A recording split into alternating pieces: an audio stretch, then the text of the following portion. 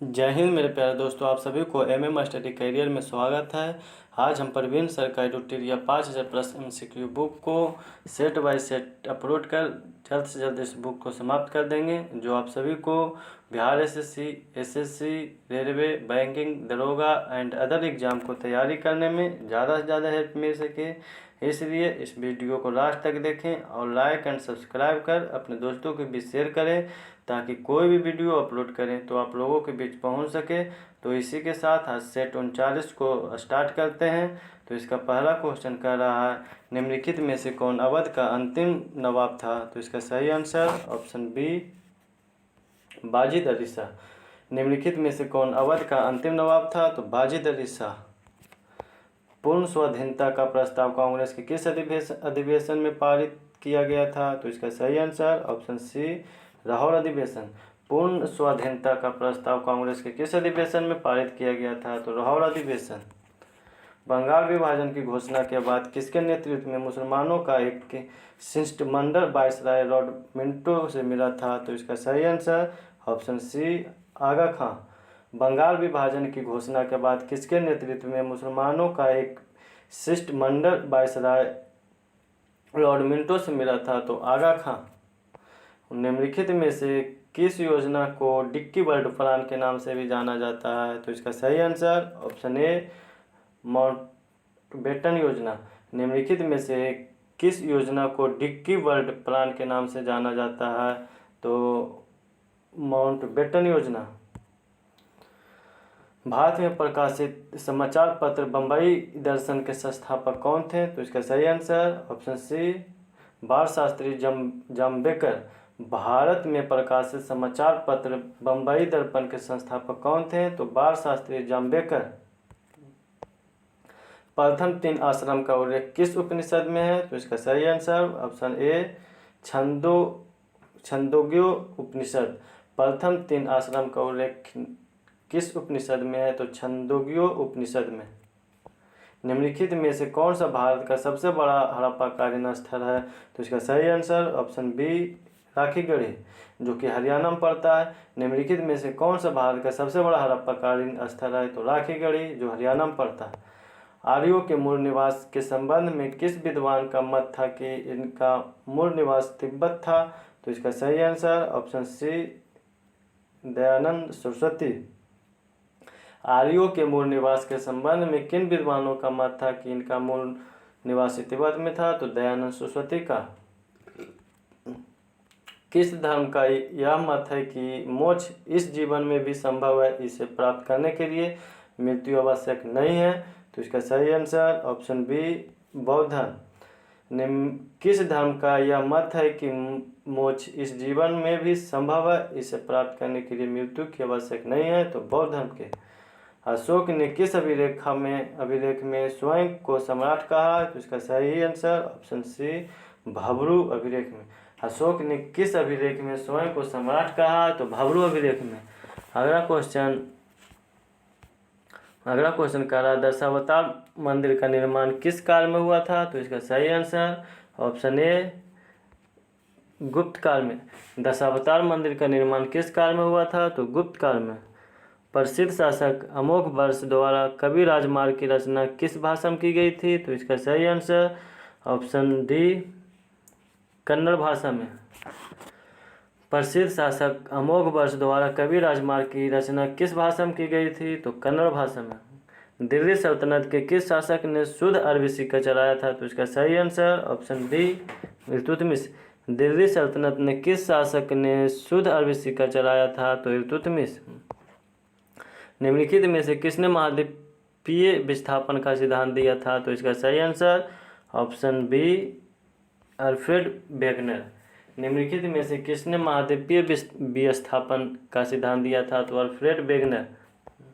Myanmar के साथ कितने भारतीय राष्ट्र सीमा साझा करते हैं? तो इसका सही आंसर ऑप्शन बी, 4। म्यांमार के साथ कितने भारतीय राष्ट्र सीमा साझा करते हैं? तो 4।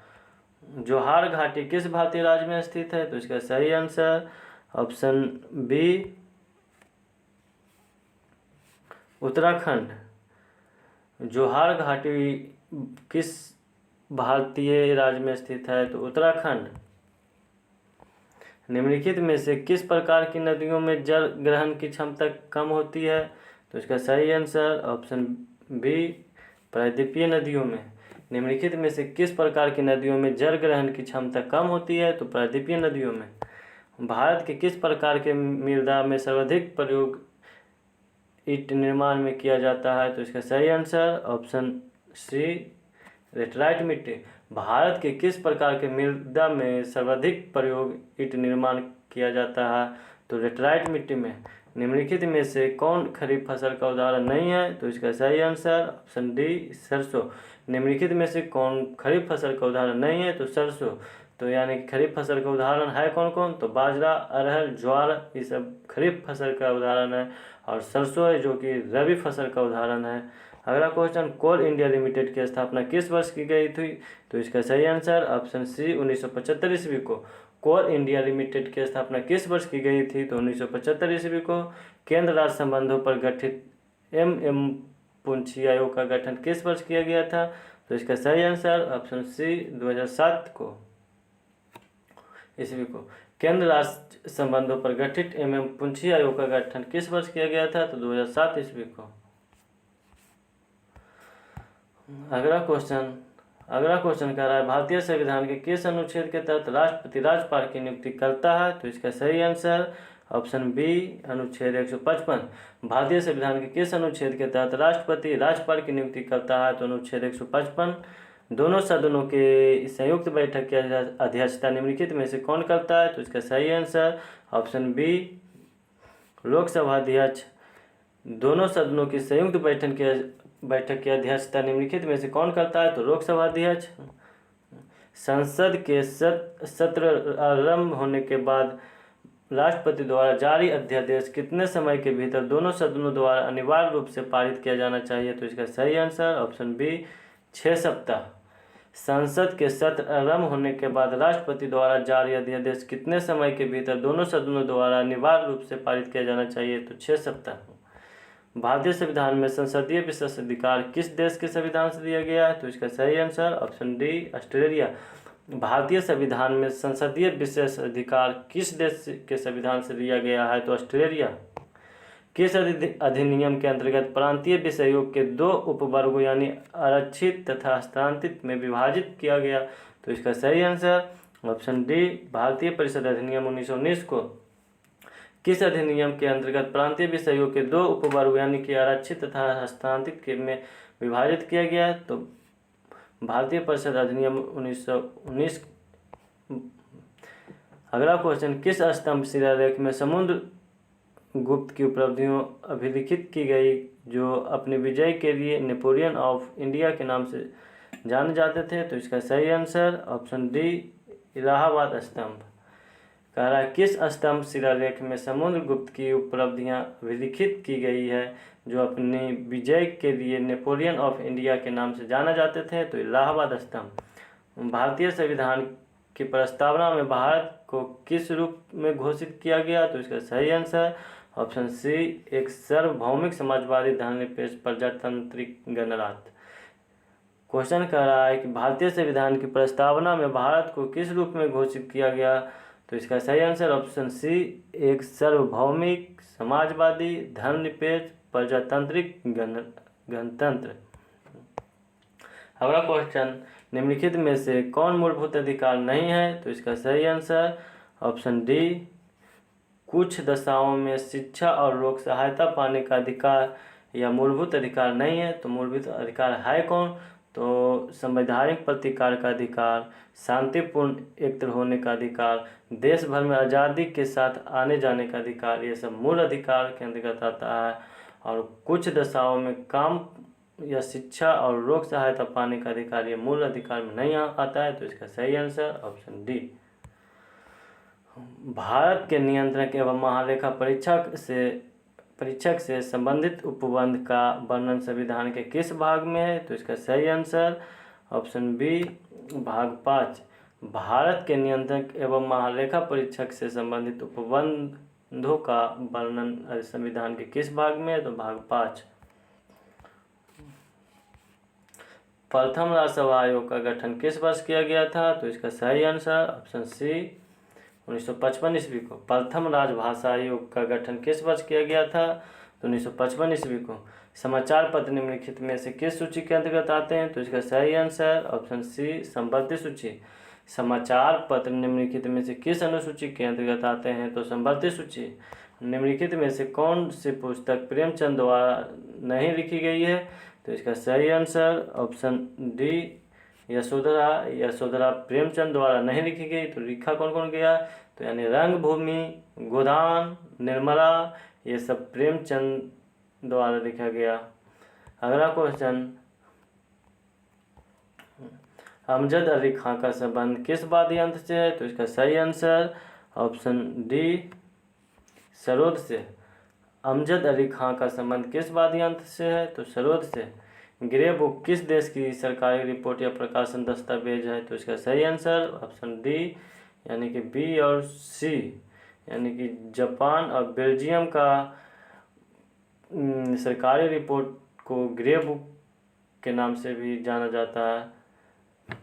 क्वेश्चन कर रहा है ग्रे बुक किस देश का सरकारी रिपोर्ट या प्रकाशन का दस्तावेज है? तो जापान और बेल्जियम का। भारतीय वन प्रबंधन संस्थान का मुख्यालय कहाँ स्थित है? तो इसका सही आंसर ऑप्शन डी भोपाल। भारतीय वन प्रबंधन संस्थान का मुख्यालय कहाँ स्थित है? तो भोपाल। नई विज्ञान एवं प्रौद्योगिकी नीति को किस वर्ष लागू किया गया था? तो इसका सही आंसर ऑप्शन डी 2003 ईस्वी को। नई विज्ञान एवं प्रौद्योगिकी नीति को किस वर्ष लागू किया गया था? तो 2003 ईस्वी को। 6 प्रमुख बैंकों का राष्ट्रीयकरण किस पंचवर्षीय योजना के दौरान किया गया था? तो इसका सही आंसर ऑप्शन सी छठी पंचवर्षीय योजना। 6 प्रमुख बैंकों का राष्ट्रीयकरण किस पंचवर्षीय योजना के दौरान किया गया था? तो छठी पंचवर्षीय योजना। भारत में योजना आयोग का गठन किस समिति की सिफारिश पर किया था? तो इसका सही आंसर ऑप्शन ए केसिन योगी। भारत में योजना आयोग का गठन किस समिति की सिफारिश पर किया गया था? तो केसिन योगी। निम्नलिखित में से कौन अप्रत्यक्ष कर के उदाहरण है? तो इसका सही आंसर ऑप्शन डी उपरोक्त में से सभी, यानी कि सेवा कर, सीमा शुल्क, बिक्री कर, ये सब अप्रत्यक्ष कर के उदाहरण है। अगला क्वेश्चन, यदि किसी अर्थव्यवस्था में अच्छी और बुरी मुद्राएं एक साथ प्रचलन में है तो बुरी मुद्रा अच्छी मुद्रा को प्रचलन से बाहर कर देती है। यह क्या है? तो ये एक तरह का ग्रेशम का नियम है। कह रहा है क्वेश्चन कि यदि किसी अर्थव्यवस्था में अच्छी और बुरी मुद्राएं एक साथ प्रचलन में है तो बुरी मुद्रा अच्छी मुद्रा को प्रचलन से बाहर कर देती है। यह क्या है? तो एक ग्रेशम का नियम है। निम्नलिखित में से कौन ग्रीन हाउस गैस का उदाहरण नहीं है? तो इसका सही answer option C carbon monoxide. ये ग्रीन हाउस का उदाहरण नहीं है। तो यानी कि ग्रीन हाउस का उदाहरण है क्या? तो मीथेन, कार्बन डाइऑक्साइड, क्लोरोफ्लोरोकार्बन, ये सब ग्रीन हाउस का उदाहरण है। अगला क्वेश्चन कह रहा है निम्न में से कौन दुर्लभ जातियों के उदाहरण है? तो इसका सही आंसर ऑप्शन ए हिमचित। निम्न में से कौन दुर्लभ जातियों का उदाहरण है? तो हिमचित। कोणीय संवेग की बीमा निम्नलिखित में से क्या है? तो इसका सही answer option A ML2T inverse. कोणीय संवेग की बीमा निम्नलिखित में से क्या है? तो ML2T इनवर्स। अगला क्वेश्चन, निम्नलिखित में से कौन एक सदिश राशि नहीं है? तो इसका सही आंसर ऑप्शन ए विद्युत धारा सदिश राशि नहीं है। और सब ऑप्शन यानी कि बल अघूर्ण, बल, चुंबकीय क्षेत्र, ये सब सदिश राशि के अंतर्गत आते हैं। अगला क्वेश्चन, यदि पृथ्वी की वर्तमान घूर्णन गति बढ़ा दी जाए तो विषुवत रेखा पर गुरुत्वीय त्वरण का मान क्या होगा? तो इसका सही आंसर ऑप्शन ए घट जाएगा। यदि पृथ्वी की वर्तमान घूर्णन गति बढ़ा दिया जाए तो विषुवत रेखा पर गुरुत्वीय त्वरण का मान क्या होगा? घट जाएगा। प्रकाश के एक माध्यम से दूसरे माध्यम में जाने पर निम्न में से क्या नहीं बदलता है? तो इसका सही आंसर ऑप्शन बी आवृत्ति नहीं बदलता। प्रकाश के एक माध्यम से दूसरे माध्यम में जाने पर निम्न में से क्या नहीं बदलता है? तो आवृत्ति नहीं बदलता है।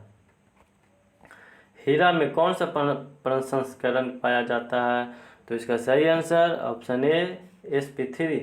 हीरा में कौन सा प्रसंस्करण पाया जाता है? तो sp3।